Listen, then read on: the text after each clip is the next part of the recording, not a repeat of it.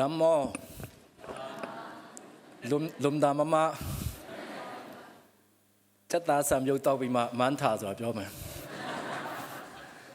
A Piatki and Jesu or Chima Mare, General di Natal, Nasangagune, Yamanang and Tomatakdu, Nima, Jakukedo, D-Day, Niche, Dinoma, Yaushi Labiro, Dudua, Seadamaji Manetwa, Tindutina Manetwa, Dudua, Wupua and Queen, Piatki and Nukbat of Wimiaji and Quingo, Jinsin Peter Down, Piatki and Jesu, Chiman Lu, I don't know, no trees on it, like Lepuaza, Ewo Jare, Tindutinamia, Usandumia, Teon Sajimia, Alone, the Jesu did see the Sure Jango, Yamanang and Tomatakdu Guza, John in it, Shades of Popular. Piatkin Tan Obama Lare, Intachin, Wamyauchin, Jewachi, Su Jesu, Chapia, Dodi, the D-Day, Nichin Dino Machijado, Usandumia, Siadamajimia, Tindu Tinamia, Podu, Jewaza, Teo Bazijao, Yamanang and Tomatakdu, Jao G. Samaji Dauta, no Etagi, Ne MIT Mitazu Goza, Sheuza, Sutamita, Puta Lubare. General General Amudmia, Managa Drama, De Notare, General Payajama. Church school or not, Sunday school, the no Timiro Dio La Pare. Pomano, Tetra, middle adult, senior adult, Atan, Nata, go to not dinner, Zoom, Usan, Natam on a hope delay to level. To know assist low period do less shibare. Sama to know Mudmiaro, Payajama, that Juera to Sunday school Timare, to the Taro, to only a passimono, Tari Macau, to know MIT Maro. Tinnes on a certain baby. Yaman Nitchin Korea, Danger were not much on the GSC. Nitchin Danger Korean to map in a Tanama solution at the bar pre-pit. General Count say can need the low. General Bogi Nitchin Korean Puerto Count of the Tanamale, the bar pre-pit to know hands on the Pare.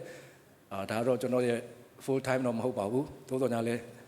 change it, Bowing second. Nile Surale, John in the Popia Lu, John Tino Maro, Tino Champion in it, Tine Maro, John Goju, to Champion in it, Tino Mapa in the Bade, I don't know what now, Polum Kanji, Ne, Lumuye Brighta, Luchim Pare, to know, Anenge, change only, mix it chim Pare, to know Dine Namanang and the Matak do Nibono, not the Papi Popia Council, a take go Tonda, Pisopa, Night, Shinta, Naga, Musaku, Minti, Timatono booklets did it, Tino Rangle, Jaushi, to know Yong Chibare,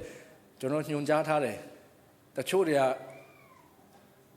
the time hope when I go, Chinitaya, with Maro, the new the pony, Chitare, so Jono faculty concept, my pen, let him Jajare. Disney Council and I may with Yabiba, the Hochaguro, to know the Cariosia, Dr. Van Beek and Ibrojibiro, Puzubiro, to know the Machanza in charge in fiber statue, to know as a need Dr. Nanti Bro to Jita Puzu Tabar. The Nakude and Ibro, Chongo Miro, to know a boa that would that they can to know the Nobato, with Yadama Pipare, so the John Popia Lubare. To know Kuna, they also say, Dr. Zankankai, to know, to be all do. Natau Lima, to know Sawin, Natau Nama, music to 12. To so your little to take on it. The year to know go and come on, driver party, I mean, driver, don't shout to be mano, to know to the Nalu to know with Mount Below. Say di maro masepa ne no cho nóပြောမယ်သူနေမကောင်းကြနေမကောင်းတော့ကျွန်တော်သွားတာ highlight နဲ့ highlight ဆိုခေါင်းကန်းထဲမှာလာကျွန်တော်မျိုးအနောက်မှာသွားထိုင်ဒီမှာလူနာရှိတယ်ငါအနောက်မှာထိုင်လဲသူတခြားလူတွေကိုရင်ဒုက္ခပေါ့နော်ဆိုတော့ဆရာကကျွန်တော်ခေါင်းကန်းနဲ့ထိုင်ပြီးတော့ကျွန်တော်ကားမောင်းတာသူကလည်းနေမကောင်းတော့မှန်ပိတ်တင်ထားသေးတယ်အဲ့ချိန်မှာဆရာလေလိုက်တာဘလို့မှကျွန်တော်ရှောင်လို့မရကောဒီလိုပဲဆက်မောင်းနေတာဒါအမှတ်တရဖြစ်ပါလေဒါသူနေမကောင်းတဲ့အတွက်ကြောင့်အဲ့ထက်ကျွန်တော်သူ့ကိုပြုစုခဲ့ရဒါအင်တမအမှတ်တရဖြစ်ပါတယ်ကျွန်တော်တို့သွားခဲ့တဲ့ဒီ music တို့ကအသီးပွင့်ပါတယ်အသီးပွင့်ရရှိပါတယ်ကျွန်တော် musician မဟုတ်ပါဘူးဒါပေမဲ့ဒီအဖွဲ့တစ်ဖွဲ့လုံးဥဆောင်သွားဖို့အကြောင်းတော်ကြီးတာဝန်ပေးတဲ့အတွက်ကြောင့်မြန်မာနိုင်ငံဓမ္မတက္ကသိုလ်မှာမကြာခင် music department ဖွင့်มาတော့မယ်ဆိုတော့ကျွန်တော်တို့ ရောက်တဲ့မြို့တိုင်းမှာတချင်းတွေကျွန်တော်တို့ကိုယ်တိုင်လည်းတရောထိုးပြီးတော့ပါဝင်ခဲ့ရတယ်အခုကျွန်တော်တို့ MIT မှာ music ဌာနမှာ musician တွေ music professor တွေရှိနေပြီဖြစ်ပါတယ်ဒါကျွန်တော်တို့စခဲ့တဲ့အသီးပွင့်လေးဖြစ်တယ်ဆိုတော့ကျွန်တော်လည်းချိန်စွာဖော်ပြလိုတယ်ဒါအမှတ်တရလေးတွေကျွန်တော်ပြန်နေသတိရခြင်းဖြစ်တယ်လို့ကျွန်တော်ရဲ့ဆရာကြီးပေါ့နော်တိတ်ခါတော့ဆရာဒေါက်တာနိုဆရာကြီးပေါင်ခန်းမနေ့ကပဲကျွန်တော် church မှာ special talk စေခံဘာနာတိန်ကောင်းဆိုတဲ့ခေါင်းစဉ်နဲ့လာရောက်ဝေမျှပြီးတယ်အခုတက်ဒီပေါ့နော်အသက်80ကျော်ရောက်ရှိနေတော့ညာလဲကျွန်တော်တို့ရဲ့ကျေးဇူးရှင်ဖခင်အဖြစ်ပေါ့နော်ဒီနေ့ထိပါဝင်ကြားမှဆိုတာတွေ့ရတယ်လမ်းတော့မလျှောက်နိုင်တော့ညာလဲပေါ့နော်ဒီနေ့အထိဘုရားသခင်အမှုတော်မြတ်ထဲမှာပါဝင်နေတယ်ကျွန်တော်လည်း GSC ရှိပါတယ်ဒါ MBC ရဲ့တစ်စိတ်ဟိုတော့တစ်စိတ်အခုတစ်စိတ်မဟုတ်ကျွန်တော်လည်းနှစ်ချင်းဆိုတော့တက်လာခြင်းဖြစ်ပါတယ်လို့လေးစားစွာနဲ့ဂုဏ်ယူစွာနဲ့ကျွန်တော်တက်လာခြင်းပဲဖြစ်တယ်ဆိုတဲ့အကြောင်းဖော်ပြလိုပါတယ်ဆိုတော့ဒီနေ့နှုတ်ဘတ်တော်ထဲမှာပေါ့နော်မြန်မာနိုင်ငံဓမ္မတက္ကသိုလ်ရဲ့ theme အပိုင်း၃ပိုင်းရေးထားပါတယ်လို့အတိတ်ကိုသုံးသပ်ပြည့်စုံပန်နိုင်ရှင်သန်အနာဂတ်မျိုးဆက်သစ်ကိုမြင့်တင်ဆိုတဲ့ခေါင်းစဉ်ပေါ့နော်examining the past အတိတ်ကိုသုံးသပ်ဖို့ဖြစ်ပါတယ်ဆိုတော့ကျွန်တော်ရွှေချမ်းချက်လေးဆက်ပြီးတော့ထပ်မံဖတ်ကြားလိုပါတယ်ယောရှုမှတ်စာခန်းကြီး၄ခန်းငယ်21ကနေ24ဖြစ်ပါတယ်ထိုကြောက်တုံများသည်မြည်သည့်အတိတ်ပဲကိုစောင်းတနည်းဟုမေးမြန်းသောအခါဣသရေလအမျိုးသားများအပေါ်မှာသာဝရဘုရားတုံးဆောင်အမှုအနေဖြင့်ဣသရေလအမျိုးသားတို့သည်ယော်ဒန်မြစ်ကို6တွေ့သောမြေပေါ်မှာဖြတ်ကူးခဲ့ရကြောင်း6တွေ့တဲ့မြေပေါ်မှာဖြတ်ကူးခဲ့ရတယ်ပင်လယ်နီကိုဖြတ်ခဲ့ရတယ်အရှိမပင်လယ်နောက်မှာစစ်တပ်လိုက်လာတယ်သို့တော်ညာလဲဒီရန်သူတွေကိုနောက်တစ်ချိန်ပဲတော့မှမတွေ့ရဘူးဆိုတော့ဘုရားသခင်ကတိတော်မြတ်ဖြစ်လာအောင်မြင်ကြော်လွှားခဲ့တယ်လို့ယော်ဒန်မြစ်ထပ်ရောက်လာတယ်အဲ့ဒီအချိန်ကရေကြီးနေတဲ့ချိန် flooded ဖြစ်နေတဲ့အချိန်ဖြစ်တယ်တဲ့ဒါမဲ့လေအားလုံးသိရှိတဲ့အတိုင်းပဲ6တွေ့တဲ့မြေပေါ်မှာရှောက်လာရတယ်ဒါကြောင့်ကြောက်ဆက်နှလုံးပေါ့နော်ဒီယူပြီးတော့ဒီဂိလာကာလအရက်မှာကြောက်ဆက်တစ်ဆက်နှလုံးကိုစိုက်ထူထားဖို့ဘုရားသခင်ကမိန့်ကြားခဲ့တဲ့အတိုင်းပဲသူတို့စိုက်ထူခဲ့ပါတယ်ဒီကြောက်တုံးတွေကဘာအဓိပ္ပာယ်လဲလို့မေးလို့ရှင်တော့ဒီလိုပြန်ပြောဖို့အမှတ်သက်သေပေါ့နော်အတိတ်ကိုပြန်လဲသုံးသပ်တဲ့ချိန်မှာဖះမနေ့ကပဲဆရာကြီး Our God is the Lord of history ကျွန်တော်တို့ဆရာမကြီးဒေါက်တာအန်ဂျလာပွန်ကတော့ history ဆိုတာ his story ပဲတဲ့ဖះရဲ့သမိုင်းဇာတ်ပဲဖြစ်တယ်ဖះသခင်ရှိနေတယ်ဒီနေ့ကျွန်တော်တို့အမျိုးမျိုးဟောပါနော်ဘေးဒုက္ခအန္တရာယ်များကြုံတွေ့နေရတော့ညာလဲကျွန်တော်တို့ဖះသခင်ကျွန်တော်တို့နဲ့အတူရှိနေတယ်ဆိုတာဒါကျွန်တော်တို့တက်သေးဘာတွေရှိလဲကျွန်တော်တို့MIT ဝင်ချင်းနောက်တစ်နှစ်မှာပဲဆရာကြီးကျောင်းအုပ်ဖြစ် new admin ဆိုတော့ပထမဆုံးစာမျက်နှာမှာ MIT ရဲ့ newsletter ပထမဆုံးစာမျက်နှာမှာဆရာကြီးပုံကျောင်းအုပ်အစ်စ်ပေါ့နော်ပြီးအောက်မှာကျွန်တော်တို့လင်မယားနှစ်ယောက်မင်္ဂလာဆောင်တဲ့ပုံဘာအကြောင်းလဲဆိုတော့ MIT မှာ TLC ဆိုတဲ့အဖွဲ့လေး Tender Loving Care ဆိုတာကျွန်တော် MIT မဝင်ခင်မှာ World Vision မှာအလုပ်လုပ်ပါတယ်လွန်ခဲ့တဲ့နှစ်30လောက်တည်းကဒေါ်လာစားလာစားအကြီးပဲ MIT ရောက်တဲ့ချိန်မှာသိပါတယ်ဒီလောက်ပဲရမယ်ဆိုတာလေလာစားအစ20နေသွားတယ်အဲ့ဒီချိန်မှာကျွန်တော် World Vision မှာလုပ်တော့ကျွန်တော်မျက်လုံးအတွက် medical benefit ရတယ်သွားအတွက် medical benefit ဒေါ်လာ50စီရတယ်အဲ့ခေတ်က MIT ကျောင်းတော့ငါတို့စာသင်ပေးတဲ့ဆရာကြီးဆရာမကြီးတွေလာစားကမျက်မှန်တက်လက်စာတော့မရှိပါလားပေါ့ဒီလိုလုပ်ပြီးရင်ကောင်းမယ်ကျောင်းမှာ medical benefit budget မရှိဘူးတော့ကျောင်းမှာbudget ကကျွန်တော်လုပ်ရင်ရပါတယ်ရှာရင်ရပါတယ်ဆိုဆရာမကြီးဒေါက်တာအန်နာကဲကိုကျိုးမင်းမဲဥဆောင်လိုက်ဆိုပြီးတော့ Tender Loving Care ဆိုတာ2005ခုနှစ်ထဲကနေပြီးတော့ဒီနေ့အထိအခုဆိုရင်ဆရာ faculty တွေဒါမကပဲနဲ့ဝန်ထမ်းတွေအတွက်သာမကပဲနဲ့ကျောင်းသူကျောင်းသားများအတွက်ကျောင်းသူကျောင်းသားများတွေအတွက်သာမကပဲနဲ့မိသားစုဝင်များအတွက် Tender Loving Care ဆိုတာဒါကျွန်တော် MIT သမိုင်းကြောင်းပြန်သုံးသပ်တဲ့မှာဒီနေ့ထိဘုရားသခင်ကျွန်တော်စတာငွေကျပ်4000လေးနဲ့ပဲစတာဘယ်သူဘာနာပါလဲလားဆရာတွေကိုနေမကောင်းတဲ့ဆရာတွေလေအဲ့ဒီတော့ဆိုဆရာကြီးလှိုင်ဘွားတို့ဆရာမကြီးအန်ဂျလာပုံတို့ယောဂတွေရှိကြတယ်4ယောက်ပဲဝါနာပါတယ်တယောက်1000စီဒီရောဆရာကြီး2000ဆရာမကြီး2000ပြီးတယ်နောက်လာဒီလိုပဲ2005ခုနှစ်ကနေဒီနေ့ထိ Tender Loving Care သေးတော်ညာလဲတက်သေးဒါဂျိုးဆက်တီထောင်ခဲ့တာမဟုတ်ပဲနဲ့ ဥဆောင်ခဲ့တယ်ဒီနေ့အထိဖျားသခင်သုံးနေတယ်ဆရာမကြီးကထပ်ပြီးတော့ကိုကျိုးရေဟိုမှာဝန်ထမ်းတယောက်ဆုံးတယ်ဆရာမကြီးကျွန်တော်တို့ထောင်ထားတဲ့ရွယ်ချက်ကကြားမှာဖို့ပဲဆေးကုဖို့စိုးရင်ကျွန်တော်မပေးလှုပ်ပါဆိုတော့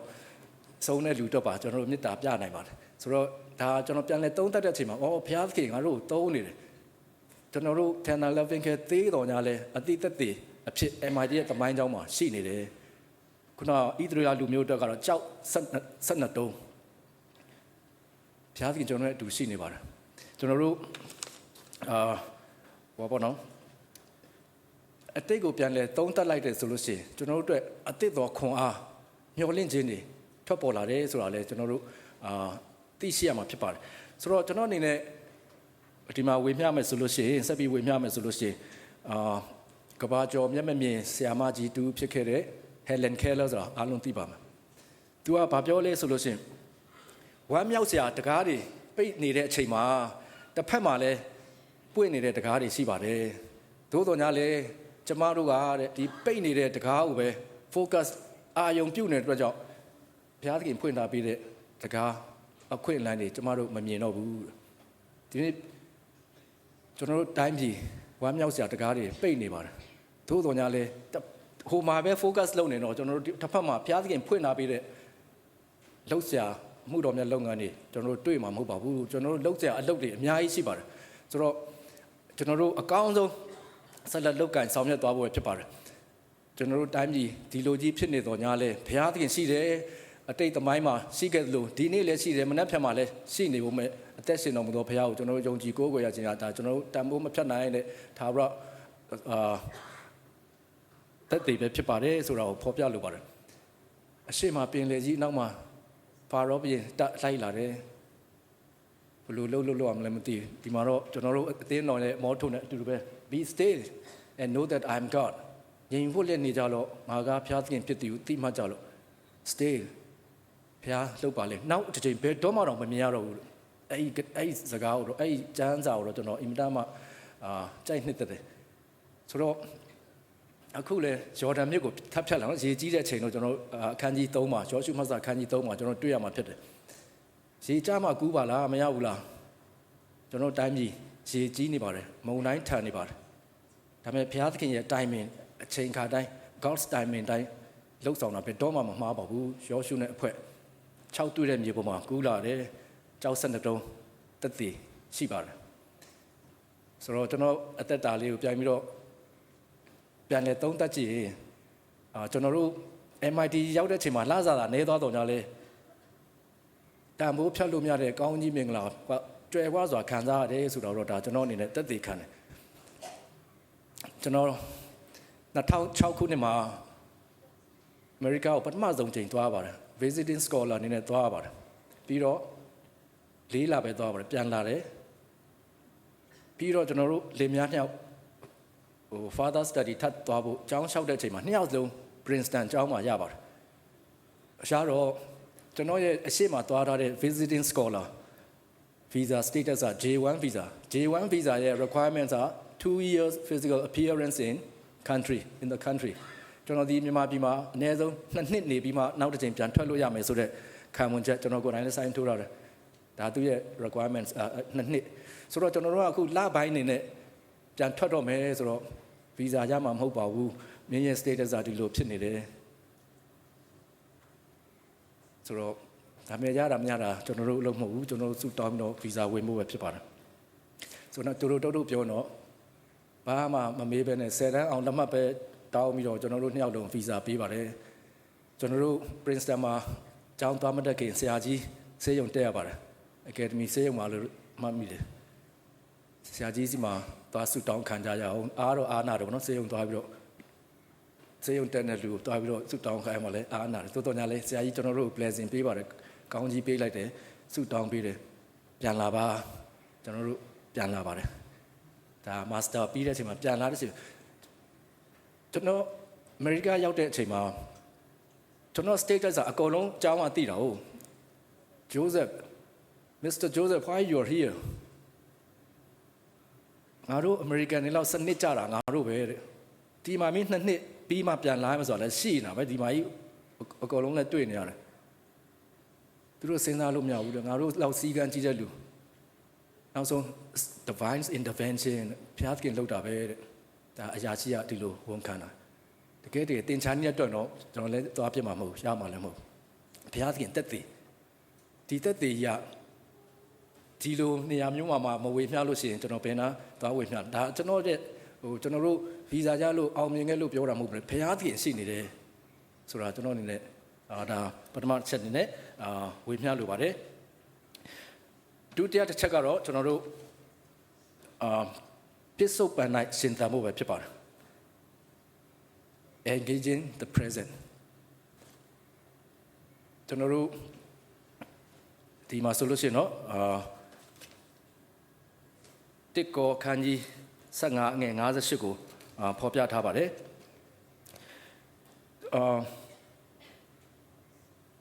ညီသည့်တည်ငါမြတင်တို့ကိုမလှုပ်ခတ်ပါစေနဲ့လို့တုံတင်ထားပါတယ်ဒီကျွေးချမ်းချက်ကောရိန္သုအသင်းတော်အဲ့အချိန်မှာလူမျိုးပေါင်းစုံအတွေးအခေါ်ပေါင်းစုံအခြေအနေပေါင်းစုံနဲ့ကွဲပြားနေတဲ့အချိန်ဖြစ်ပါတယ်ကျွန်တော်တို့ဒီဘက်ခေတ်လိုပဲကွဲပြားနေတဲ့အချိန်ဖြစ်ပါတယ်သူတစ်မျိုးငါတစ်မျိုးအသင်းတော်မှာဒီလိုဖြစ်နေတယ်ဒါကြောင့်ရှင်ပေါလုကတော့ဒီအသင်းတော်ကိုဘယ်ဟာပဲဘလို့လာနေပါလိမ့်စေဒီယုံကြည်ခြင်းတည်ကြည်ခိုင်မြဲဖို့ဘယ်အရာကမှတင်တို့မလှုပ်ခတ်စေဖို့ရန်အတွက်တုံတင်ထားတယ်ဆိုတဲ့အကြောင်းဖော်ပြထားပါတယ်ဆိုတော့ဒီနေ့ဒီလိုအယူဝါဒအမျိုးမျိုးကွဲပြားနေတဲ့နေရာမှာเนาะအသင်းတော်အတွင်းထဲမှာတင်ရှိပါတယ်ကျွန်တော်အသက်ကြွယ်တန်းတင်နေဥဆောင်တယ်ပေါ့နော်ဒီဂျိုးစားအငယ်ကဘာလို့အသက်80 80တွေကိုတင်ရလဲဆိုတော့ပြောတဲ့လူလည်းရှိတယ်ဗျကျွန်တော်အတန်းမှာအသက်64နှစ်တက်ခဲ့ဘူးတော့အခုတော့ဆုံးပြီကျွန်တော်အမေမသေးခင်ထိမဆုံးခင်ထိ88နှစ်စာနေစုတက်တယ်အင်မတန်မှဂုဏ်ယူတယ်ငယ်လို့ကြီးလို့ဆိုတာမဟုတ်ဘဲနဲ့နှုတ်ပတ်တော်အတူတူကလေးလာဒါကြောင့်ဒီလိုအမျိုးမျိုးပြောနေတဲ့ကြားထဲမှာခုနကဘုရားသခင်ဖွင့်ထားပြီးတဲ့အခွင့်အရေးဒါတွေကျွန်တော်တို့မြင်ပြီးတော့အကောင်းဆုံးဆက်လုပ်ဖို့ပဲဖြစ်ပါတယ်ကျွန်တော်စာနေစုတင်တာလားစာမရပါဘူးတခါကျရင်ပြန်ကျွေးရတယ်ကျွေးရတော့ဗိုက်စာတော့လူကြီးတယ်ဆိုတော့ဒါမဲ့ကျွန်တော်တို့ရှင်တန်နေရတာเนาะပြစ္ဆုတ်ပံမှာရှင်တန်မှုပဲအကောင်းဆုံးရှင်တန်မှုပဲဖြစ်ပါတယ်ဘယ်အရာကမှကျွန်တော်တို့တုံလှုပ်ပို့ရန်အတွက်မပြောထားပါဘူးလို့ဒါကြောင့်ဒီရွှေချမ်းချက်လေးပေါ့နော်ကျွန်တော်ဆက်လက်ဖတ်ကြားလို့ပါတယ်တစ်ကောခန်းကြီး15ခန်းငယ်58တစ်ကောခန်းကြီး15ခန်းငယ်58ထို့ကြောင့်ငါချစ်တော်ညီကိုတို့သင်တို့သည်သခင်ဖျား၏အမှုတော်ကိုဆောင်ရွက်၍အကျိုးကြီးသည်ကိုတိမှတ်သဖြင့်တည်ကြည်သောစိတ်နှင့်ပြည့်စုံ၍မကြွေးလျော့မတင်းရင်ပဲလျက်ဘုရားသခင်ဖျား၏အမှုတော်ကိုကြိုးစားအားထုတ်ကြလော့တည်ကြည်သောစိတ်ရှိဖို့ရန်အတွက်ပဲဖြစ်ပါတယ်ဘယ်အရာမှကျွန်တော်တို့မရိုက်ခတ်စေဖို့ရှင်ပေါလုရာတုံတင်ထားပါတယ်ဒီနေ့ကျွန်တော်တို့မျိုးမျိုးသောဟောပြောခြင်းတွေတုံတင်ခြင်းတွေမှာယွန်းသောဩဝါဒတွေကျွန်တော်ကြားနေရပါတယ်ဒါပေမဲ့တည်ကြည်ခိုင်ခန့်တဲ့စိတ်နှလုံးသားနဲ့ယုံကြည်ချက်နဲ့ကျွန်တော်ဆက်ပြီးတော့အသက်ရှင်သွားဖို့ရန်အတွက်ပဲဖြစ်ပါတယ်ကျွန်တော်တို့ဒီပါရဂူပွဲအတွက်အခွင့်အရေးထပ်ရတဲ့အတွက်ကြောင့်ကျွန်တော်တို့လင်မယား2ယောက်နဲ့ကလေးနဲ့ဒီတစ်ခါတော့ဒီလူတွေပြန်လာတော့မှမဟုတ်ဘူးကလေးလေးလည်းပါသွားတယ်ကလေးကလည်းဟိုမှာကြောင်းတက်ရတော့မယ်ပြန်လာလဲအဆင်ပြေမှာမဟုတ်ဘူးဆိုပြီးတော့အမျိုးမျိုးသောအားမပေးတဲ့ပြင်ပေါ့နော်မျိုးမျိုးသောပြောတဲ့အရာတွေရှိတယ်သို့တော်ညာလဲကျွန်တော်တို့တူပြောတော့ကျွန်တော်တို့အခွင့်ရခဲ့ပါတယ်ဗီဇာရတယ်ကျွန်တော်တို့ခုနကအတိတ်ကိုပြန်လဲသုံးသပ်မဲ့ဆိုလို့ရှိရင်လဲဒီ PhD 9နှစ်ခွဲကာလကဖျားတက်တည်ဒါကြောင့်ဒီမှာတက်တည်ခံလို့ပါတယ်ရန်ကုန်မှာကျွန်တော်တို့ဆရာကြီးခက်ကဆရာမကြီးတော်အန်နာမီခက်ကကျွန်တော်လည်း16သိန်းခွဲတဲ့တယ်လီဖုန်းတယောက်တစ်လုံးစီကိုင်နိုင်ခဲ့တယ်အမေရိကန်မှာတယ်လီဖုန်းတစ်လုံးတော့မှမရှိဝယ်ဖို့လည်းပတ်စံမရှိဆိုတော့ဒီလိုပဲကြောင်းတက်ခဲ့ရတယ်ခလေးကကြည့်မဲ့လူလည်းမရှိတော့မူဂျိုကလည်းမူဂျိုလာကလည်းမပေးနိုင်$100လောက်ဆိုတော့မပေးနိုင်ဘူးဆရာမကြီးရဲ့လုပ်ပေါင်းချော့ပါအောင်ပါညာနောက်ဆုံး$100ကြည့်လျှော့ပေးပါတော့$100လည်းကျွန်တော်တို့မရှိလို့ပါပေးခြင်းတော့သာပေးပြီးတော့ ဒီဘဝနဲ့ကျွန်တော်တို့စတင်ခဲ့ရတယ်နောက်ကျောင်းတစ်ဖက်ပြန်ကြိုးရတယ်ခလေးကျွန်တော်စပိန်ပဲရှိတယ်ကားလည်းမရှိခလေးလိုချီစပိန်နေစသဖြင့်နော်ပြီးတော့ဆီယာမဆေးရုံတက်ရတယ်ဆေးရုံတက်တော့6လကျောင်းသားပြောင်းဆေးရုံရောက်တော့ဘာဆေးရုံနဲ့ဝင်သွားကျွန်တော်တို့အပြင်မှာစောင့်နေရတယ်တယ်လီဖုန်းကမရှိဘာဖြစ်လို့ဖြစ်မှတော့ဆက်သွယ်လို့မတတ်ဩဒါတွေကြော်လွှားခဲ့ရတယ်ကျောင်းမှာဆီယာမတင်ကျောင်းအကုန်လုံးဘုရားကျောင်းဒီမှာလာရင်တင်းဥစ္စာအကုန်တင်းလူတင်းသားအကုန်သွေးစစ်ရတယ် professor လည်းအကုန်စစ်ကျောင်းသားစစ်တချို့ကစိတ်ပြတ်တယ်တင်ဝင်းကြောင့်ငါတို့သွေးဖောက်ခံထိတယ်အကုန်လုံးစိုးကလည်းစနစ်ကြီးတော့ဘယ်ဘုရားကျောင်းရောက်လဲဘုရားကျောင်းကလူတွေအကုန်လုံးစစ်ခိုင်းတယ်တချို့ကြတော့အဖြေက2ရက်လောက်ကြာတော့အလုပ်မစင်းရအောင်အဖြေ negative ဖြစ်မှအလုပ်စင်းဆိုတော့သူတို့ပတ်သက်မရအောင်တင်ဝင်းကြောင်းဆိုတော့ပြောကန်ထိတယ်ဒါတော့မှအတင်းတော်တစ်ပါး6လမလာပါနဲ့တဲ့ဆိုတော့တော်တော်လေးကြေကွဲခဲ့ရတယ်နေစရာနေ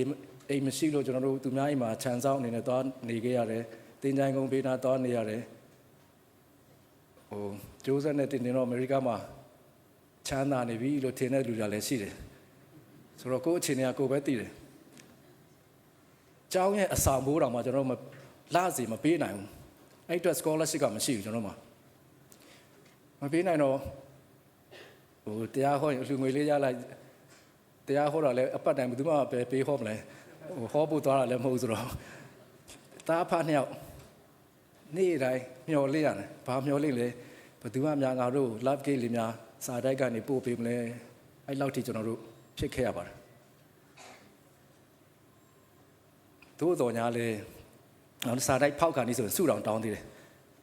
ပမာလို့ဆိုတော့ကျွန်တော်ကြည့်ရင်လို့စုတောင်းပမာလို့ဆိုတော့ဘုရားသခင်ဝင်ပါစေတော့ဖွင့်လိုက်တယ်ဘာမှမတွေ့ဘူးဆိုရင်ဘုရားသခင်မကြိုက်ဘူးဒါကျွန်တော်တားဖာနေ့တိုင်းလောက်ရတဲ့အဖြစ်ဒီလိုဖွားပေါ့နော်နောက်ဆရာမကြောင်းထွက်ရတယ်ခုနနေစရာမရှိဘူးအသေးတော့လည်းဘာပေါ့နော်မလာနဲ့အမျိုးဖြစ်နေတဲ့အချိန်ကျွန်တော်ဘုရားကိုကျွန်တော်ဘောလုံးကန်တယ်လို့ကျွန်တော်ပြောတယ် exercise တော့ကျွန်တော်လုပ်တယ်ကောင်းကင်ကိုကြည့်တော့ကိုတော့ကျွန်တော်မောနေပြီဒါမဲ့ကျွန်တော်ခန္ဓာကြီးခွန်အားအစ်စ်ပဲပြီးတော့မပါဆိုတော့ဒီခွန်အားအစ်စ်နဲ့ကြော်ဖြတ်ခဲ့ပါတယ်နောက်ခုနပြောရင်တော့အရှိကြီးပေါ့နော်ဆိုတော့အိမ်လာကသွားပေးဖို့အကြောင်းအဆောင်ပါပဲသွားပေးဖို့ကျွန်တော်ဒေါ်လာ200ပဲရှိတယ်အိမ်အဆောင်ဘိုးကဒေါ်လာ1000ရှိတယ်ကျွန်တော်200ပဲရှိသေးတယ် anonymous donor မင်းတို့အတွက်ပေးပြီးသွားပြီဘယ်သူလဲဆိုတော့ပြောပိုင်ခွင့်မရှိဘူးဖျားလုံနေတယ်ကျွန်တော်လည်းမသိဘူးကိုလူကလည်းတာဝန်ရှိတဲ့ပုံကလည်းမပြောအောင်ဒါသူတို့စီကန်းဆိုတော့ဒီလိုနဲ့ကြော်လွှားသွားတဲ့အချိန် PhD ကျောင်းသား first year second year third year fourth fifth မပြီးသေးတဲ့ကျောင်းသား90လောက်ရှိပါတယ်သူ program ကြီးရလိုက်ပါတော့တည့်ရတော့ဖုန်းမို့ကျွန်တော် in person how to pronounce your first name ကျွန်တော် S ပဲရှိတော့ S Joseph S လား Sir လား Sa လားကြိုက်လို့ခေါ်လို့ဘာမှမရှိဘူးကျွန်တော်ဟုတ်တယ်သူတို့ pronounce လုပ်တာမှားမှာဆိုလို့ကြိုက်လို့ခေါ်ပါဘာဖြစ်လို့လဲဆိုတော့မင်းစုရတယ်စုရတော့ဒီတကယ်အဲ့စုနောက်မှာလဲ scholarship ကပါလာမိမတော်မှနာလို့လားမသိနေရငါထက်ဘလောက်တော်လို့ဒီစုရတယ်လဲကျွန်တော်ရုံးခန်းမှာဂုံယူစွာနဲ့ကျွန်တော်ချိတ်ထားတယ်ဒါပြမပြည်အတွက် MIT အတွက်ကျွန်တော်အတွက်အင်တာမဂုံရှိစေတဲ့စုဆိုတော့ဖျားတည်ရဟိုးပေးတွေ့လာတာတဲ့အများကြီးပဲဒါပေမဲ့သူတာဝန်ယူတယ်သူအပီးအထိပို့တယ်ဆိုတော့ဒါကြောင့်ကျွန်တော်တို့ဒါတက်တည်နော်အဲ့တက်တည်အတိုင်းပဲကျွန်တော်တို့ခေါ်နေတဲ့လူလည်းအများကြီးပါပဲကလေးအကြောင်းကိစ္စနဲ့ဗန်းပြပြီးတော့ဗောနော်ကလေးဒုက္ခရောက်မယ်ကျွန်တော်တို့ကပြောတယ်အကြောင်းစည်းကမ်းဒီလိုဆိုင်းထိုးခဲ့တယ်350စီရောမှာကျွန်တော်တို့ရော်ပေးလိုက်မယ်ဆရာတို့မပြန်တော့နဲ့ဒါလည်းရှိတယ်ဒီမှာဆရာတို့အတွက်အိမ်ကားဒါမဲ့ကျွန်တော်တို့ပြန်ရမယ်ကျွန်တော်ကလေးဒီနေ့ထိဝမ်းနေကြောင်းသူမပြောဘူးပြစ္ဆုတ်ပန်နိုင်အသက်ရှင်နော်ဟိုကခေါ်အိမ်မှာရှိပြီးကားလည်းရှိပြီးနေဖို့အာမခံတဲ့လူလည်းရှိပြီးဒါမဲ့ကျွန်တော်တို့တည်ကြည်တဲ့စိတ်နဲ့ယုံကြည်တဲ့စိတ်နဲ့ကျွန်တော်တို့ပြန်လဲရောက်ရှိပြီးတော့ဒီနေ့အသက်ရှင်နေထိုင်နေတယ်ဆိုတာဒါတော့ကျွန်တော်သက်သေဖြစ်ကျွန်တော်ဖော်ပြခြင်းဖြစ်ပါတယ်ပြန်လာတော့အခက်အခဲတွေ့မယ်ဆိုတာသိပါတယ်တကယ်လည်းတွေ့ပါတယ် ဒါပေမဲ့ကိုယ့်ထက်ခက်ခဲနေတဲ့လူတွေကိုဒီနေ့ပြန်လဲကူညီရခြင်းအခွင့်ဖျားဖွင့်လာပြီးတဲ့ခွင့်လန်းနေအများကြီးပဲခုနဖုန်းလာတဲ့ရုံးခန်းထဲမှာဆန်နေ့တိုင်းဒါတောင်းချင်းခံတယ်ခုအစင်းတော့မြင်တော့ဖုန်းနဲ့လှန်တောင်းဆရာဆန်ကုန်ပြီဆိုတော့ဒါကျွန်တော်ရဲ့အခွင့်အလမ်းပဲဒီလိုအခွင့်အလမ်းလို့ကျွန်တော်ဘယ် project မှလည်းပတ်စံမရပါဘူးလာစားတယ် MIT လာစားပဲ MIT လာစားတော့မှတရက်တော့နော်ဒါပုံမှန်လေးတောက်ကြနေမှာလာစားထုတ်တယ်ဗျ28 29 31ကတနင်္လာနေ့ကြာတယ်ဆရာမငါတို့လာစားကုန်ပြီဟာနင်ကလာတော့မကုန်သေးဘူးလာစားကုန်ပြီလားဒါမဲ့ပြစ္ဆုတ်ပန်နိုင်အသက်ရှင်နေထိုင်သူတစ်ပါးကိုကျွန်တော်ကူညီမကျွန်တော်ဂုဏ်ယူတယ်ပတ်စံကုန်တယ်ဘာမှပြဿနာမရှိဘုရားသခင်ပြန်လဲပို့ပေးပါတယ်ဆိုတော့ဒီနေ့ရှင်ပေါလုကြီးကောရိန္သုအသင်းတော်ကိုတိုက်တွန်းထားတဲ့အတိုင်းပဲပေါ့နော်တည်ကြည်သောစိတ်ရှိဖို့မရိပ်မြာမဲ့ဒီယုံကြည်ခြင်းနဲ့ကျွန်တော်တို့အသက်ရှင်ဖို့ပဲဖြစ်ပါတယ်ဒီနေ့တိုင်းပြည်ကြီးဒီလိုဖြစ်နေတယ်နော်ဒါမှဒီနေရာမှာကျွန်တော်တို့မရိပ်မရနဲ့တည်ကြည်တဲ့စိတ်နဲ့မနေ့ကတော့ဆရာကြီးကတော့ the cost of discipleship disciple ဖြစ်ဖို့အဖိုးအခါဆိုတာပေးရပါတယ်ဒီနေ့ကျွန်တော်တို့မနေ့ Sunday School 8 နာရီရောက်ဖို့အဖိုးအခါပေးရတယ်စော်ကြီးထားတယ်အိမ်မှာတက်ကြွယ်အိမ်မှာလည်းဘိုးဘွားရိတ်တာကြာတာပဲရောက်ခမ2ယောက်သူရောက်ခမလည်း cancer ကျွန်တော်မိမလည်း cancer ကျွန်တော်ကိုကျွန်တော်ပျော်ပျော်ပဲနေတတ်တယ်လို့ဖြစ်တော့ငါစာဘွဲ့3ဘွဲ့ရတယ်ရောက်ခမ cancer မိမ cancer professor စာဘွဲ့3ဘွဲ့ကိုပဲပြောအောင်လှုပ်ယူရတယ်ပြီးတော့အောက်ထပ်မှာနှလုံးရောဂါတဲ့ပြီးတော့ဆရာမရဲ့အတော်3ယောက်ကျွန်တော်တို့ပြန်ပြီးတော့ဘယ်လိုလုပ်ဇာတာလားဘယ်လိုခေါ်လဲကြောက်လာကြတာလေငါတို့ကဒီလိုကြည့်ရမယ့်တာဝန်ဆရာမကျွန်တော်တို့ဗာပြန်ပြောလဲဆိုတော့ငါတို့ယုံလို့ဘုရားသခင်ကဒီလူကြီးတွေကိုငါတို့လက်ထဲအပ်ထားတာဒီလူကြီးတွေနော်တယောက်နဲ့တယောက်လည်းမတည့်ကြဘူးစကားလည်းနားမထောင်လှုပ်ချင်တာလှုပ်တယ်ဆိုတော့ဒါပေမဲ့လေကျွန်တော်တို့သူတို့အသက်ရှင်တန်နိုင်မှုကျွန်တော်တို့ဆက်လက်ရှင်တန်မှုသူတစ်ပါးတွေအသက်ရှင်တန်မှုနော်အိမ်မှာဆိုလို့ရှိရင်လေတန်ငယ်ကပြန်ပြီး86ဆိုတော့လေယောဂလည်းဖြစ်ဆိုတော့ဒီလိုအခြေအနေတွေကျွန်တော်တို့ကြုံနေရတော့ညာလေခုနလိုဒီကြည်တဲ့စိတ်နဲ့ကျွန်တော်ဆက်လက်သွားနေကြတယ်ဆိုတော့ကျွန်တော်အနေနဲ့တက်တည်ခံတယ်ခုနတရက်တော့ဗောနော်ကျွန်တော် agent care လူကြီးတက်ကြွတွေဘလို့ကူညီမစားရမလဲဆိုတော့သင်ခန်းစာတရက်လုံး lecture ပေးဖို့ဟို8မိုင်ဟိုတယ်မှာကျွန်တော်ဖိတ်တဲ့ကြောင့်ကျွန်တော် PowerPoint တွေပါညာအကုန်လုံး necktie တွေနဲ့ကျွန်တော်တေချာ ready ပဲမနေ့စောကြီးမှာဦးလေးပေါ့နော်အဖွားကိုလာထူပါအောင်ဒီစီတော့ဘလို့ဖြစ်ပြီလဲပေါ့နော်ဟိုမှာကတော့ပါသေးတယ်နော်ဟိုမစင်နေတော့တဲ့မှာလဲကြတယ်ပြီးတော့ကျွန်တော်ရောက်ကတိရသူ့မိမလဲကြတာသူ့မိမဆိုလို့သူသွားထူလိုက်တဲ့အချိန်မှာသူ့ခါထီတော့သူပါပက်လက်လန်မထနိုင်ကျွန်တော်သဘောပေါက်ငါကတော့ lecture ကောင်းသွားပြီးမှအချိန်မှာဘုရားသခင်ကငါ့ကိုအရေးလက်တွေ့လုပ်ခိုင်းပါလားမနေ့စောစီအကုန်လုံးလုပ်လိုက်ရတယ်ဆိုတော့ဒီလိုအခြေအနေမှာဒါမဲ့ကျွန်တော်တို့စိတ်ပြက်လားရင်းညိုင်ပါလားမရင်းညိုင်မှာကျွန်တော်ပျော်ပျော်ရွှင်ရွှင်နဲ့ပဲအမှုတော်မြတ်ထဲမှာဆက်လက်ပါဝင်နေတယ်ကျွန်တော်တို့အလုံးကနေ MIT အင်းစိန်သွားတာလဲအချိန်ပေးစပါတယ်ဒါမဲ့လေကျွန်တော်တို့ဒီနေ့ထိဒါကတော့ဂုံယူဝါကြွားပြောတာတော့မဟုတ်ပါဘူးလို့ကျွန်တော်တို့တာဝန် MIT မှာဖြစ်တယ် MBC မှာလည်းရှိတယ်ပိုးကေမှာလည်းရှိတယ်အသင်းတော်မှာလည်းရှိတယ်ပတ်ဝန်းကျင်အတွက် community ထဲမှာကျွန်တော် engage ဖြစ်နေဖို့ရန်အတွက်လည်းတာဝန်ရှိတဲ့အတွက်ကြောင့်ကျွန်တော်တို့ဒီနေ့ဘယ်လိုအကြောင်းအရာတွေပဲမကောင်းသောအရာတွေအခက်အခဲဒုက္ခတွေကြုံတွေ့နေစေကမူတည်ကြည်သောစိတ်နဲ့ကျွန်တော်တို့အကောင်းဆုံးဆက်လက်အသက်ရှင်သွားနိုင်ဖို့ရန်အတွက်ဒုတိယအချက်အနေနဲ့ဖော်ပြလိုတယ်တတိယတစ်ချက်ကတော့ကျွန်တော်အနာဂတ်မျိုးဆက်ကိုမြင့်တင်ဆိုတဲ့ခေါင်းစဉ်ပဲဖြစ်ပါတယ်ဒါတရားဟောကြံခန်းကြီး6ခန်းငယ်1ကနေ9ဒါကျွန်တော်အားလုံးသိတဲ့ရွှေချမ်းချက်ပဲဖြစ်ပါတယ်မျိုးဆက်တစ်တွေကိုကျွန်တော်ဒီနေ့ဆရာကြီးဖန်ပစ်ရဲ့ဏိဂုံချုပ်ထဲမှာတော့မျိုးဆက်တစ်တွေဘယ်လိုမြင့်တင်ဖို့ရန်အတွက်သူကအားပေးထားတဲ့ဘာလဲဆိုလို့ရှိရင်အသင်းတော်ဓမ္မပညာ Sunday School ကဏ္ဍကိုအားပေးခြင်းလုံလောက်သော budget ပံ့ပိုးမှုများပြုလုပ်ခြင်းအသင်းတော်မှာ Bible Study လုပ်ဖို့ကျမ်းစာကျောင်းများနဲ့သင်တန်းဌာနများမှာလက်ရှိအဖွဲ့အစည်းတွေကြုံတွေ့နေရတဲ့ issue ဒါတွေသင်တန်းတွေပေးဖို့ဒါတွေနဲ့အနာဂတ်ကိုမြင့်တင်ဖို့မျိုးဆက်တွေကိုမြင့်တင်ဖို့ တိုက်တွန်းခွန်အားပေးထားပါတယ်ဒီဖျားတင်ထာဝရဖျားတင်တဆူလီသောဖျားဖြစ်တယ်ဆိုတာကိုမျိုးဆက်သစ်တွေသိဖို့ကျွန်တော်တို့ကတော့ဂုဏ်ယူတယ်ကျွန်တော်တို့အခုနှစ်ချင်းအသင်းချုပ်ခရစ်ယာန်ဓမ္မပညာဌာန mini research လေးလုပ်တယ်ရန်ကုန်မြို့ပေါ်မှာအသက်အရွယ်ဆုံးအတန်းဆုံးအသင်းတော်ကျောင်း Sunday School သင်ပေးတဲ့အသင်းတော်တွေဘယ်နှပါးလောက်ရှိလဲဆိုတာကျွန်တော်တို့လေ့လာနေပါတယ်ဆရာမကင်မန်းပုံဒီမှာရှိတယ်သူဥဆောင်နေပါတယ်ဆရာမရဲ့ပြောချချက်ရကနဦးပေါ့နော်ကနဦး pilot study လေးပဲတိတ်တိတ်လေးပဲလုပ်ကြည့်တာအသင်းတော်6ပါးပဲရှိတယ်တော်တော်လေးကြေကွဲတယ်ဒါဆိုရင်ငါတို့ဘယ်လိုမြင့်တင်ကြမလဲ promote လုပ်ကြမလဲဆိုတော့ကျွန်တော်တို့ဌာနနေပြီးတော့ဆရာမဘုံတို့ဥဆောင်နေတယ်ဆိုတာလည်းပေါ်ပြလို့ဆိုတော့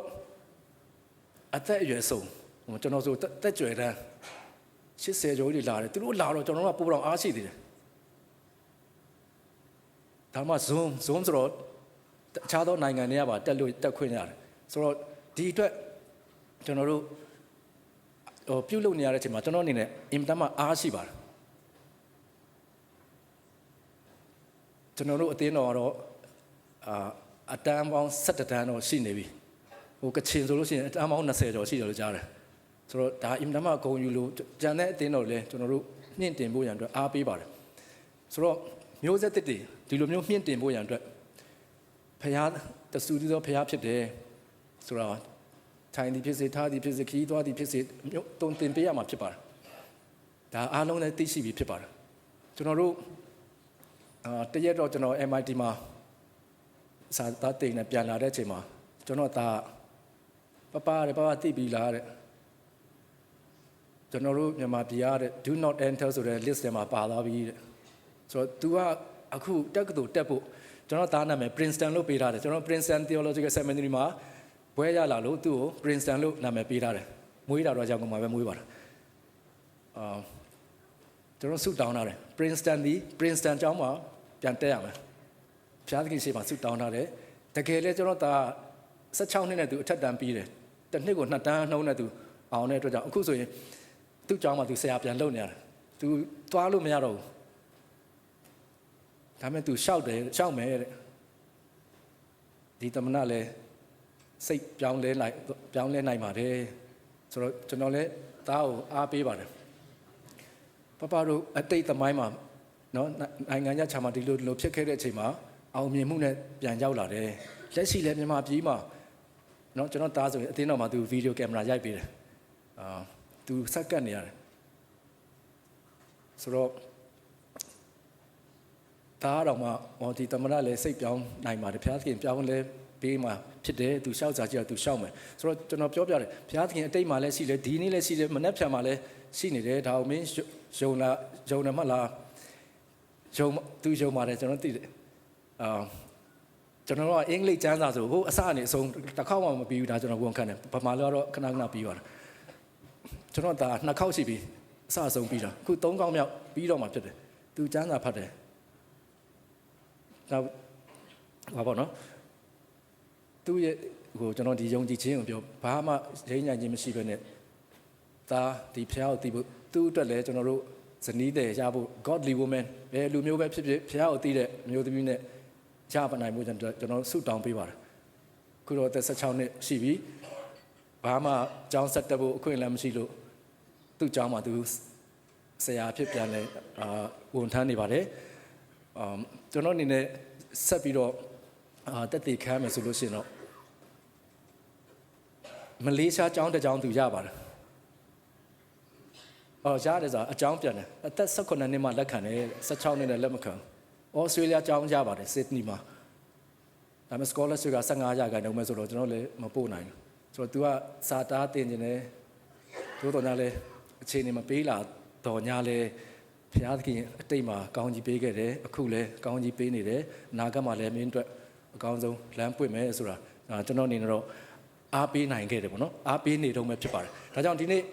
မျိုးဆက်သစ်လို့ပြောရင်ကျွန်တော်တို့လူကြီးတွေမပါတော့ဘူးလားကျွန်တော်တို့ခရစ်ယာန်ဓမ္မပညာဌာနဖြစ်တော့ကြောင့်အသေးတော်မှာလူကြီးတွေရော Sunday School မတက်ရဘူးလို့သတ်မှတ်ထားတာရှိလို့လားမရှိပါဘူးကျမ်းစာထဲမှာလည်းပါလို့လားမပါပါဘူးဒါကြောင့်ကျွန်တော်တို့အားပေးတယ်ဒီမှာလည်းခုနက Bible Study အားလုံးပါတယ် Bible Study နဲ့ class နဲ့တော့ nature ချင်းတော့မတူဘူးပေါ့နော်ဆိုတော့ဒီမှာလည်းဘယ်နှတန်းရှိလဲတော့ကျွန်တော်မသိဘူးဒီမှာတော့ in light art ပရိသတ်အများကြီးတွေ့ရတဲ့အတွက်ကြောင့်လည်းဘုရားသခင်ကျေးဇူးတော်ကြီးမားပါတယ်မျိုးဆက်တစ်တွေကိုကျွန်တော်ဘယ်လိုမျိုးမြင့်တင်လဲယုံကြည်ခြင်းပဲဖြစ်ပါတယ်ကျွန်တော်ဒီဘုရားကိုယုံတဲ့အတွက်ကြောင့်ကျွန်တော်မြန်မာစကားယုံကြည်စိတ်ချတယ်ဆိုတဲ့စကားတွဲလိုက်ပါလာတယ်ယုံကြည်ပြီဆိုကျွန်တော်စိတ်ချဖို့အတွက်လည်းလိုအပ်ပါတယ်ကျွန်တော်တို့ဥပဒေတွေအမျိုးမျိုးထွက်လာတဲ့ချိန်ယုံတော့ယုံတယ်ဒါပေမဲ့စိတ်မချကြတော့ဘူးကျွန်တော်သားလေး16နှစ်19 18ဆိုလာတော့မှာပဲဒါပေမဲ့ကျွန်တော်စိတ်ချပါတယ်ဒီစိတ်ချနိုင်တဲ့ဟာယုံကြည်ခြင်းပဲဖြစ်ပါတယ်ဒါကြောင့်ကျွန်တော်တို့ဘလောက်ပဲအခက်အခဲတွေကြုံနေရပါလိမ့်စေဒုက္ခဆင်းရဲတွေတွေ့ကြုံနေရပါလိမ့်စေကျွန်တော်တို့ဘုရားသခင်ကိုစိတ်ခေါ်တာတော့မဟုတ်ဘူးကိုတော့ဒါပဲလားဒီလောက်ပဲလားပြင်းအောင်ပြင်းသေးတယ်အဲ့အတွက်ကြောင့်လည်းမသိအိမ်မှာလည်းလူအစုံစကားလည်းနားမထောင်ငရေလည်းကြည့်တယ်ဗျကျွန်တော်ပြန်ပြောတော့လေဆိုတော့ဘုရားသခင်ကျွန်တော်တို့ပေးတွေ့နေစေတယ်ဒါကကျွန်တော်တို့ရဲ့လှုပ်ရက်ဒီကျွန်တော်ရဲ့မျိုးဆက်တစ်ကျွန်တော်သားအတွက်တာမကပဲနဲ့ပတ်ဝန်းကျင်မှာရှိသောသူများအတင်းတော်မှာရှိသောသူများအတွက်လေทีมတီဆောက်ဆရာဖြစ်မယ်ဆိုတော့ကျွန်တော်တို့ယုံကြည်ပါတယ်နော်ခုနအမျိုးသမီးကင်ဆာဖြစ်တယ်ယောက်ျားကင်ဆာဖြစ်တယ်အိမ်ကအတော်သုံးယောက်အိမ်ထုတ်တယ်ဘီပို positive အောက်ကနှလုံးယောဂတဲ့ထမင်းကကျွေးရသေးတယ်ဒီကြားတဲ့အိမ်မှာလာကူပေးတဲ့ကလေးမလေးကိုယောက်ျားမောင်းထုတ်တယ်ကျွန်တော်နှစ်ယောက်ကအင်းစိန်ရောက်တဲ့အချိန်အိမ်မှာမရှိတော့အဲကြောင့်ကျွန်တော်တို့ကခိုတီးလို့ရတယ်ကျွန်တော်အင်းစိန်မှာတည်အိမ်မှာနေသူသားတင်ကျွန်တော်အိမ်မှာနေရတယ်မောင်းထုတ်တော့နေ့အိမ်မရှိဘူးလားဘာလို့လာနေတာလဲ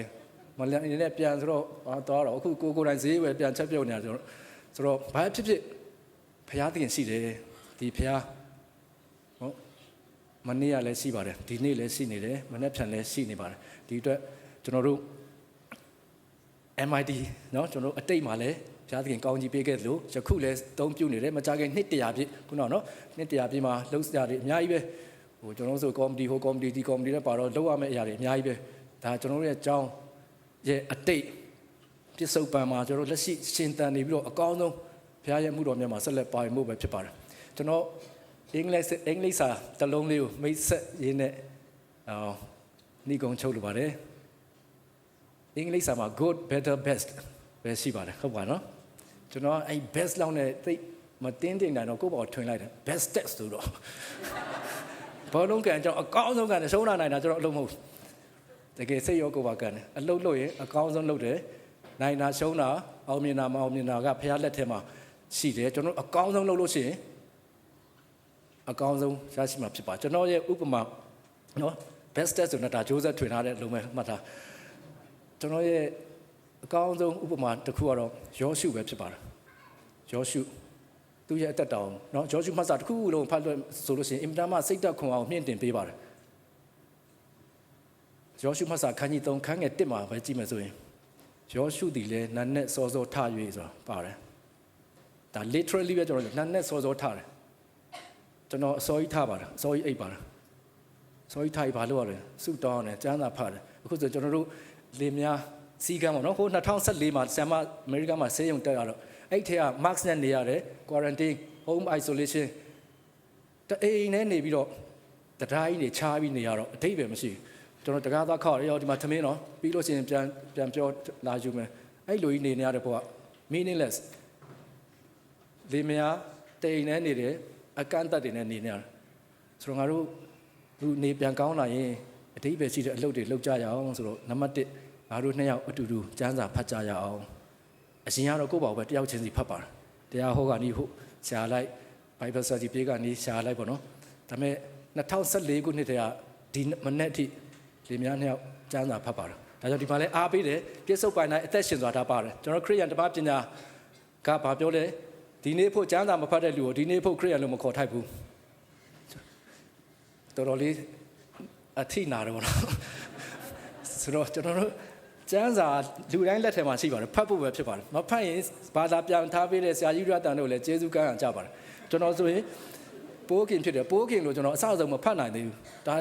ပိုးခင်လို့ဘာသာပြန်သွားပေးတဲ့ဆရာကြီးဘရီဒန်တာလင်လီကိုကျေးဇူးကမ်းအောင်ကြပါတယ်ဒါကြောင့်လေများနှစ်ယောက်အဲ့2014တဲ့ဒီမနေ့ထိဖတ်တယ်လို့ပဲဒီမှာကျွန်တော်အားပေးတယ် partner တွေ တူဖတ်ပေးဖို့ကျွန်တော် chapter 2 ခုပဲဖတ်ပါတယ်ဘာမှလည်းအချိန်မကုန်ပါဘူးကျမ်းစာနားလေတာမလေတာထက်လင်မယားနှစ်ယောက်အတူတူခေါင်းချင်းဆိုင်နေရတော့က quality very quality time ဖြစ်ပါတယ်လို့ဒါကြောင့်လင်မယားချင်းစည်းမောင်နှံချင်းရီးစားရှင်လည်းရီးစားနဲ့အတူဖတ်ပါကျမ်းစာဖတ်တာဘယ်တော့မှမမှားပါဘူးဒါကြောင့်ပြစ္ဆုတ်ပါ၌အသက်ရှင်ဆိုတဲ့အတိုင်းပဲကျွန်တော်တို့အကောင်းဆုံးဆက်လက်ရှင်သန်သွားဖို့ဖြစ်တယ်ခုနယောရှုစောစောထားတယ်ဆိုတာအကြောင်းရှိပါတယ်လုံလဝရိယအားဆိုင်တယ် best တော့မကောက်တော့ best test ဆိုတော့ကျွန်တော်ယောရှုတင်စားတယ်တကယ်ဒီလူအုပ်ကြီးကိုဥဆောင်နိုင်မှုသူအစိုးရထိုက်တော့ပြင်ဆင်ရပါတယ်ဒီနေ့အတင်းတော်ကိုဥဆောင်ဖို့အကောင်းဆုံးပြင်ဆင်ရပါတယ်ဒီလူငယ်မောင်မယ်များအခုခေတ်ကတယ်လီဖုန်းပို့တဲ့ခေတ်ညဘက်မအိတ်ကြဘူးမနေ့လည်းမထားနိုင်ဘူးဆိုတော့စောစောအိတ်ပါစောစောထားပါ best တော့မှနော်ဖျားအတွက်အကောင်းဆုံးပေးဆက်ပါလူလျင်တင်သည်ရပြန်လိမ့်မည်သားတော်ကိုပင်ပေးခဲ့ပြီဆိုတဲ့အတိုင်းဖျားခင်ကသားတော်ကိုပေးထားပြီးဖြစ်ပါတယ်ကျွန်တော်တို့ဒီနေ့ကူညီမဆာမှုတွေအသေးသေးမမလေးတွေပဲဖြစ်ပါတယ်เนาะဒါကြောင့်ကျွန်တော်တို့ဒီနေ့ပြစ္ဆုတ်ပံမှာရှင်သန်နေဖို့เนาะအတိတ်ကလည်းအရေးကြီးပါတယ်เนาะအတိတ်တမိုင်းကြောင်းနေကျွန်တော်ဆိုရင်နှစ်ချင်းအတင်းချုပ်ဝင်းနေရောက်လို့ရှိရင်ဆရာကြီးတို့အတန်မမယူရတန်ရုပ်တုပဲဖြစ်တယ်ဒါပေမဲ့ပြန်လဲသတိရတယ်ပြန်လဲသုံးတော့သူတို့ဂျေဇုသူတို့ဒုက္ခတွေပေးဆက်ခဲ့ရပါလားအဖိုးခပေးခဲ့ရပါလားကျွန်တော်တို့ဆရာမတော့ကျွန်တော်တနားကြီးအချိန်ရပြောတာတော့အမေရိကန်နေပြန်မလာခင်ဆရာကြီးတို့အတန်တက်ခဲ့တဲ့အကြောင်းဒူးထောက်ဆူတောင်းခဲ့တဲ့နေရာသူ့ကို ordination ပေးခဲ့တဲ့ဖခင်เจ้าသူတို့စိတ်ကန်းနေထွက်ခွာခဲ့တဲ့စိတ်ကန်းသူတို့နေခဲ့တဲ့အိမ်ကျွန်တော်တို့ခြေများနှစ်ယောက်တွားပြီးတော့ဆူတောင်းပါတယ်ဆရာကြီးဆရာမကြီးခြေပြားမမှီတော်ညာလဲကျွန်တော်တို့လင်များနှစ်ယောက်မြန်မာပြည်အတွက်ကိုတော့အသုံးပြုတော်မူပါဒီနေ့ကျွန်တော်တို့ဒီနေ့မြန်မာပြည်မှာအသက်ရှင်နေရတယ်ဒါကကောင်းကြီးမင်္ဂလာဖြစ်ပါတယ်တချို့ကတော့နိုင်ငံခြားမှာဖခင်ရှိတယ်မြန်မာပြည်မှာမရှိဘူးလို့တော့ပြောတယ်မြန်မာပြည်မှာလည်းဖခင်သခင်ရှိတယ်ဆိုတာကျွန်တော်တို့သက်သေခံပါတယ်လို့ဒါကြောင့်နော်ဒီနေ့အားရစရာတော့ဆရာကြီးရတန်နေအိမ်နော်ကျွန်တော်တို့မြန်မာဒီဝယ်နိုင်လိုက်ပြီးဒါကိုညူစာပဲဖြစ်တယ်ဖွင့်ပွဲသွားကြဖို့ပဲ do not enter ဆိုတဲ့စီးနဲ့ပါတော့ဒီဘက်ကဆရာသမားတွေလည်းမသွားရတော့ညာလည်းပါဖြစ်ဖြစ်ကျွန်တော်ရှိတဲ့နေရာမှာအကောင်းဆုံးဆက်လက်အသက်ရှင်ပြီးတော့မှကျွန်တော်ရဲ့မျိုးဆက်တစ်များကို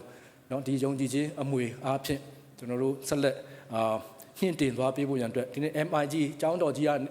နေပြီးတော့လဲမျိုးဆက်တစ်များကိုဓမ္မပညာများအပြင်လောကီနဲ့ဆိုင်တဲ့ပညာချက်များကိုလည်းတင်ပေးနဲ့ညှင့်တင်ပေးနေပါတယ်အသင်းတော်မှာလည်းဓမ္မပညာကိုညှင့်တင်ပြီးတော့မှဒီမျိုးဆက်တစ်တွေကိုဆက်လက်ညှင့်တင်ကြပါစို့လို့ကျွန်တော်အနေနဲ့ဒီနေ့ခြုံငုံပြီးတော့ပေါ့နော်မြန်မာနိုင်ငံဓမ္မတက္ကသိုလ်နေ့ MIT Sunday ဒီတရားဟောချက်နဲ့Bible study ကိုခြုံငုံပြီးတော့ကျွန်တော်အသက်တာအားဖြင့်တက်တေကဝေမျှရင်ဤကုံချုပ်ပါတယ်လို့ရောက်တိုင်းစီကိုဖျားသခင်ကောင်းကြီးပေးပါစေ။